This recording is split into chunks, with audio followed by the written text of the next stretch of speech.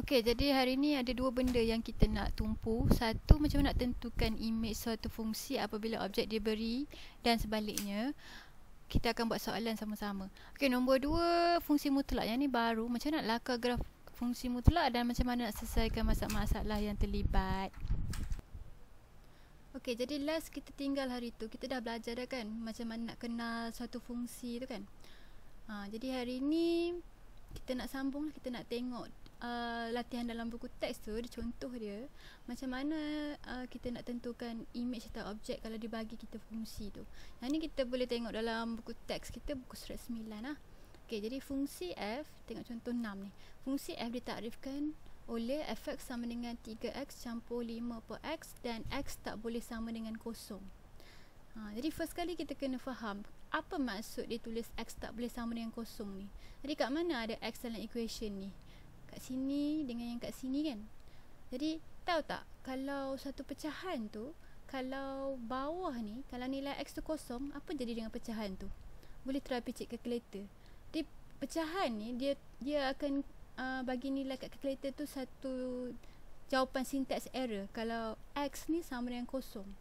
Jadi bila jawapan tu keluar error, maknanya fungsi kita ni tak valid lah, rosak. Sebab tu dia kena tulis kat sini nilai-nilai x yang tak boleh. Sebab nilai untuk pecahan tingkat bawah ni tak boleh jadi kosong. Okey, jadi dia dah bagi kamu satu fungsi fx. Dia suruh cari nilai f bila, okey, kalau dia kurang-kurangan ni maknanya dia bagi nilai apa?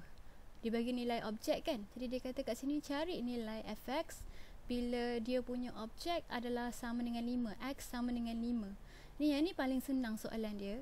Kita akan ambil 5 ni, kita akan gantikan dalam semua tempat yang kita nampak ada x. Jadi apabila objek adalah 5, jadi kita gantikan tiap-tiap yang ada x tu dengan 5. Lepas tu kita tekan calculator kita akan dapat jawapan 16. Jadi yang ni disuruh cari nilai image lah.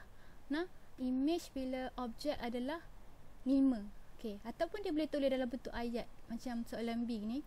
Image bagi 1/3 di bawah f. Jadi maksudnya dia kata image bagi 1/3 di bawah f, maknanya dia suruh cari image kalau objek tu 1/3, x kita 1/3 masuk dalam satu kilang fungsi f. Jadi kilang fungsi f ni kita masukkan pula objek 1/3, apa yang kita dapat jawapan. Jadi macam tadi, cuma cara-cara dia tulis tu lain sikit kan. Jadi kita ambil 1/3 ni, kita gantikan kat tempat x ni. Jadi f 1/3 sama dengan 3 1/3 campur 5 per 1/3. Picit-picit calculator, kita dapat jawapan fx kita sama dengan 16. Maknanya ni kita dapat image. Okey, kita tengok soalan C pula. Dia suruh cari nilai-nilai x yang mungkin apabila image ni adalah 8. Jadi dia kata dia nak nilai-nilai x, maksudnya dia nak nilai-nilai objek pula, dan yang diberinya adalah image.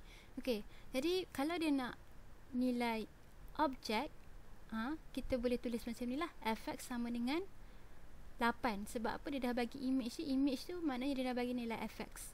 Jadi equation dia tadi 3x campur 5 per x kan. Jadi 3x campur 5 per x sama dengan 8. Macam mana nak hapuskan nilai x kat bawah ni? Kita kena darabkan kedua-dua belah persamaan dengan x. Jadi kalau yang ni darab x, dia akan jadi 3x kuasa 2. Kalau yang ni darab dengan x, x dia akan hilang. Kalau yang belah kanan ni pula, kalau darab dengan x, dia akan jadi 8x. Okay, jadi kita pindah-pindahkan, dia akan jadi satu equation kuadratik. Picit calculator untuk selesaikan, untuk dapat nilai-nilai punca ni lah, macam ni, macam biasa. Okay, jadi jawapan ni kita ada 2. X adalah sama dengan 5/3 atau x sama dengan 1. Maka nilai-nilai x yang mungkin ialah x sama dengan 5/3 dan x sama dengan 1.